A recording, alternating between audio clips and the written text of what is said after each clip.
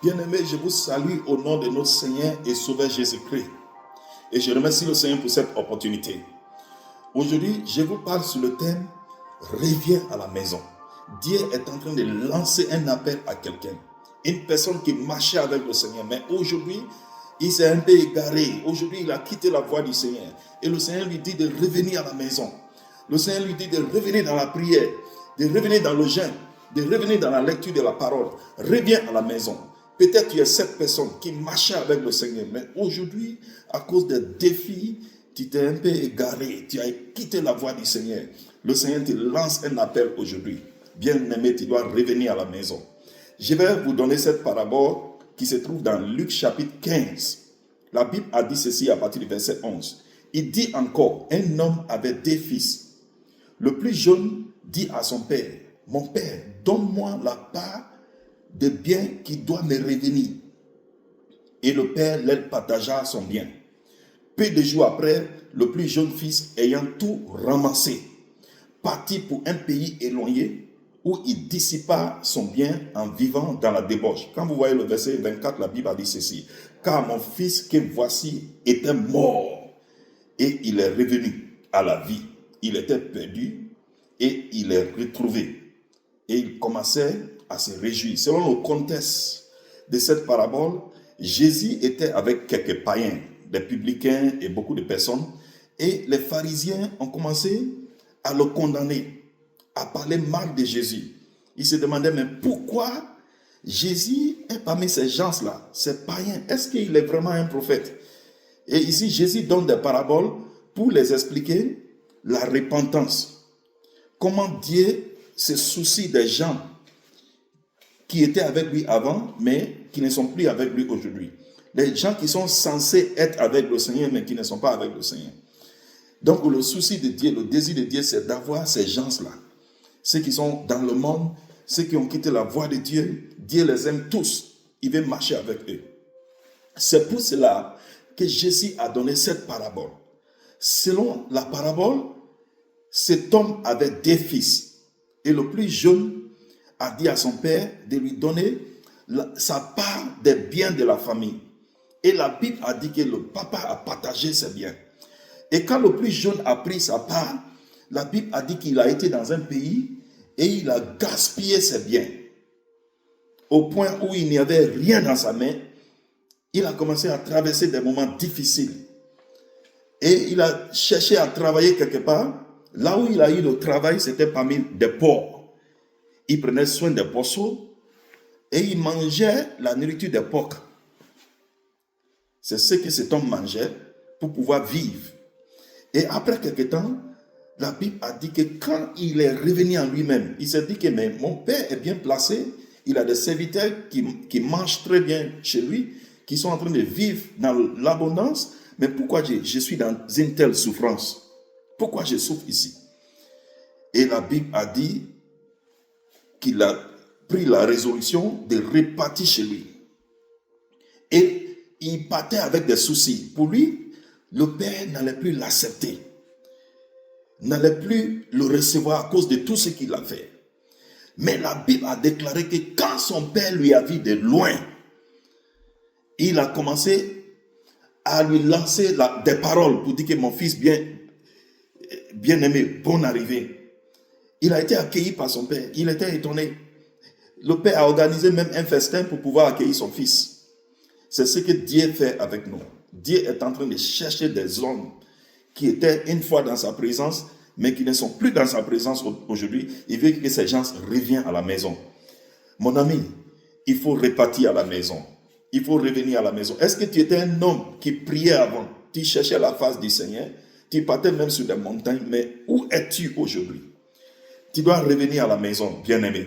Dieu te lance un appel aujourd'hui. Il a toujours besoin de toi. Il veut toujours faire des merveilles au travers de ta vie.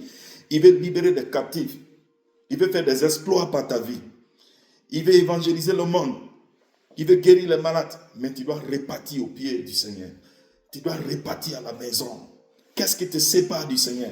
Quand j'ai étudié cette histoire, j'ai vu ce qui était à la base du problème de ces jeunes frères. Premièrement, c'était l'ambition.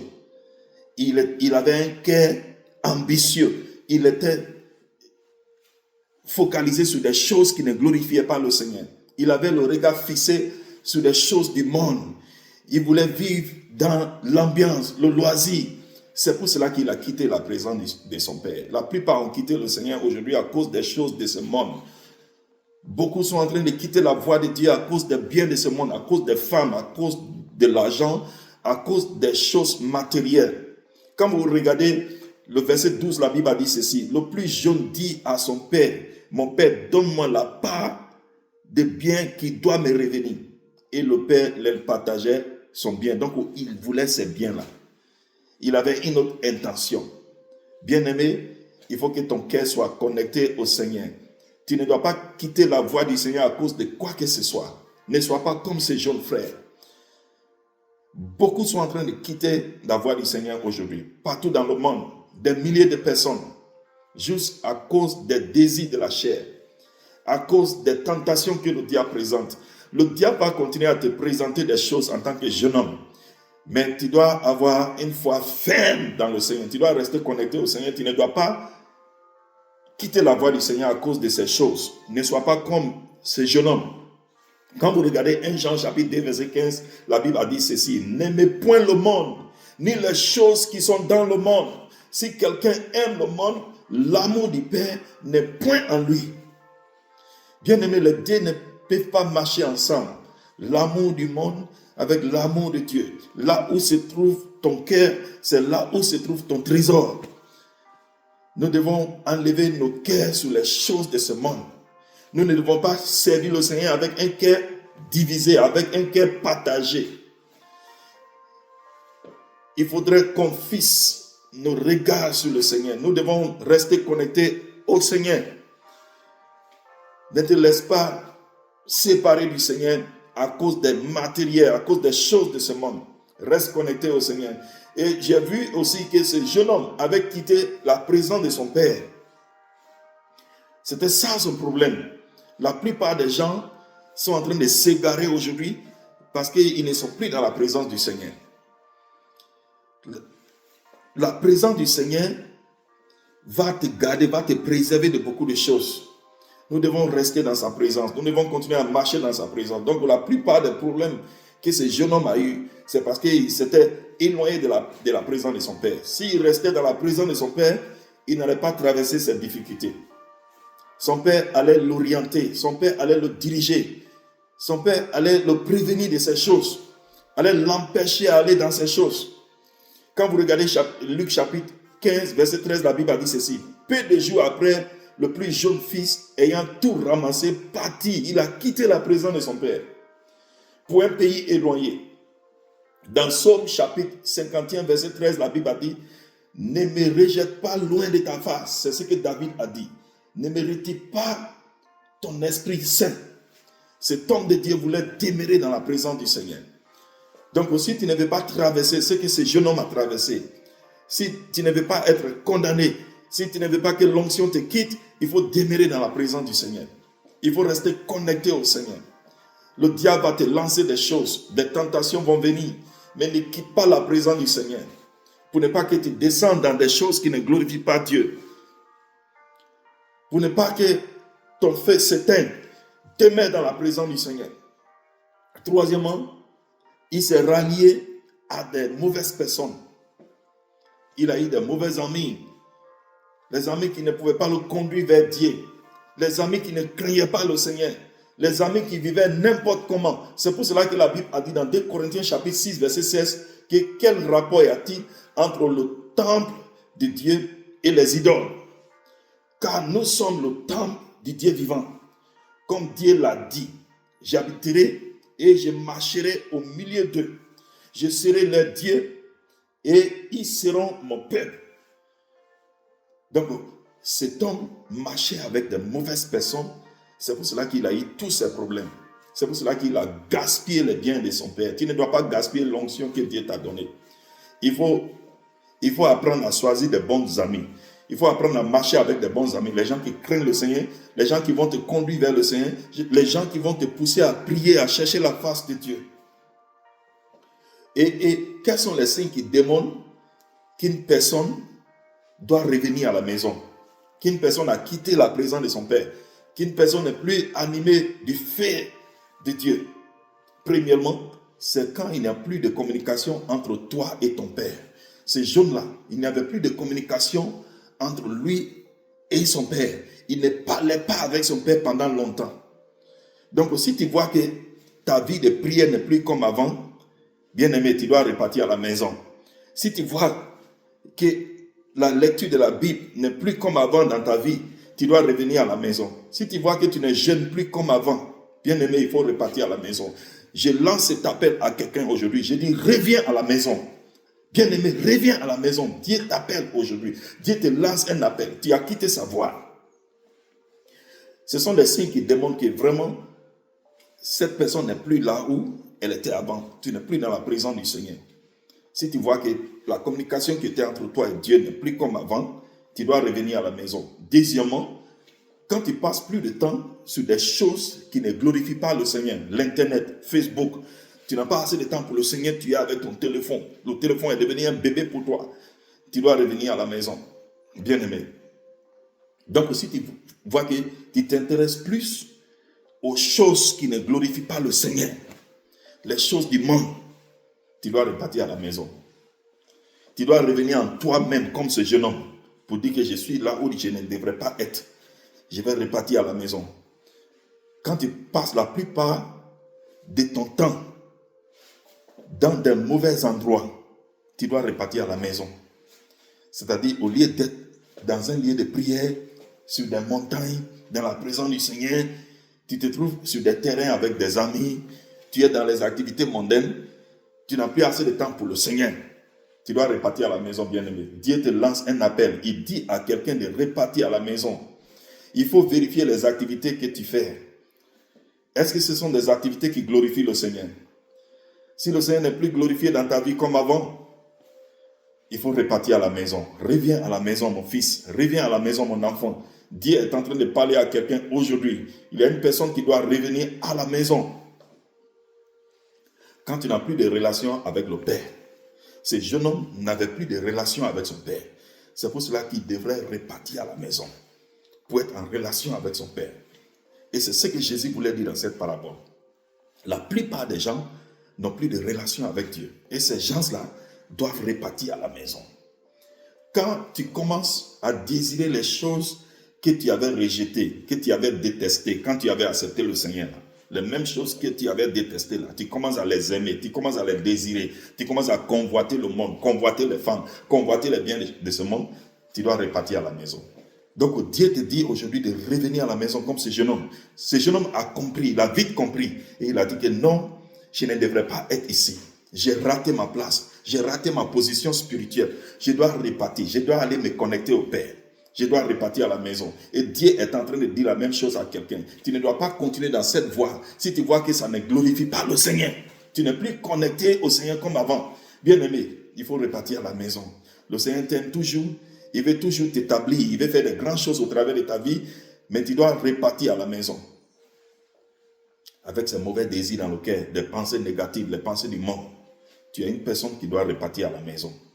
La solution, c'est d'aller à la maison. Donc, qu'est-ce que ce jeune homme a fait? Et c'est la même chose que tu dois faire. Il a pris une résolution personnelle. Il s'est dit que je pense que je dois me conseiller. Avec tout ce que je vois là, la solution, c'est de repartir chercher le Père. Et quand il a fait ça, sa vie a été totalement rétablie. Dieu est en train de dire la même chose à quelqu'un. Tu as besoin d'un réveil dans ta vie. Tu dois faire comme ce jeune homme. Quand vous regardez au verset 17, la Bible a dit, Luc chapitre 15, verset 17, étant rentré en lui-même, tu dois rentrer en toi-même. Il s'est dit, combien de mercenaires chez mon Père ont des pains en abondance. Et moi ici, je meurs de faim. Pourquoi te laisser mourir? Il faut repartir à la maison pour que tu puisses avoir la vie. Pour que tu puisses avoir un réveil. Il y a la mort spirituelle qui vient. Et tu continues dans cette voie, tu sais que ça ne va pas. Reviens à la maison, Dieu veut te ranimer du feu. Il veut ramener ce feu dans ta vie. Il veut réorganiser ta vie. Il veut t'amener à une autre dimension, mais tu dois revenir à la maison, bien-aimé. Deuxièmement, ce jeune a reconnu sa faute. Tu dois reconnaître ta faute. Tu dois savoir que ce que tu fais n'est pas bon. Tu dois savoir que là où tu es n'est pas bon. Tu dois savoir que tu ne pries pas comme avant. Tu dois savoir que tu ne jeûnes pas comme avant. Tu dois savoir que tu ne lis pas la parole comme avant. Il a reconnu sa faute. Quand vous regardez au verset 18, Luc chapitre 15, verset 18, je me lèverai, j'irai vers mon Père et je lui dirai, mon Père, j'ai péché contre le ciel et contre toi. Il a reconnu qu'il avait péché contre le ciel et contre son Père et il s'est dit que je vais repartir confesser à mon Père. Tu dois aussi reconnaître que là où tu es là n'est pas là où tu devrais être. Ce que tu fais là, ce n'est pas ce que tu devrais faire. Cette faiblesse ne devrait pas être ta portion. Donc, reviens en toi-même, reconnais ta faute. Fais une résolution personnelle pour dire que je fais ce que je ne devrais pas faire. Je pense que je vais repartir confesser au Père. Parce que je ne veux pas que ma vie soit ordinaire. Je ne veux pas que ma vie soit comme ça. Je ne suis pas à l'aise avec cette situation. Il faut que ça change. Il faut que cette dimension change dans ma vie. Il faut que j'aille à un autre niveau. Il faut que je sois catapulté spirituellement à une dimension élevée. Je ne peux pas continuer à être comme ça. Je ne peux pas continuer à être dans la chair, à marcher de manière ordinaire. Je dois repartir. Je dois confesser cette faiblesse. Je suis en train de vivre dans la faiblesse. Ça ne devrait pas être comme ça. C'est ce que ce jeune homme a fait. Il a reconnu sa faute. Et il est revenu chez son père. La solution, la dernière solution, c'est de repartir chez ton père. Il faut aller chercher ton père sur des montagnes. Il faut aller chercher ton père dans le jeûne. Il faut aller chercher ton père dans la parole. Il faut aller chercher ton père dans la prière. Tu dois repartir chez ton père. Bien-aimé, le conseil que je vais te donner aujourd'hui, ne quitte pas la présence de ton père comme ces jeunes. Demeure dans la présence de ton père. Reviens à la maison. Dieu te lance un appel. Le Seigneur est en train de parler à quelqu'un. Tu dois revenir à la maison aujourd'hui et le Seigneur va t'accueillir. Reviens à la maison aujourd'hui et le Seigneur va changer ton statut. Reviens à la maison aujourd'hui et le Seigneur va changer ta situation. J'ai prié pour quelqu'un qui s'est égaré, qui avait quitté la voie du Seigneur. Que ta situation change aujourd'hui. Que ta vie de prière revienne aujourd'hui. Que ta vie de jeûne revienne aujourd'hui. Oui, qu'il y ait un réveil spirituel dans ta vie au nom de Jésus. Tout plan du diable pour te tenir captif, je le brise au nom de Jésus. Je le neutralise au nom de Jésus. Et je déclare que ta vie ne sera plus ordinaire au nom puissant de Jésus-Christ. Reçois cette grâce au nom de Jésus. Amen.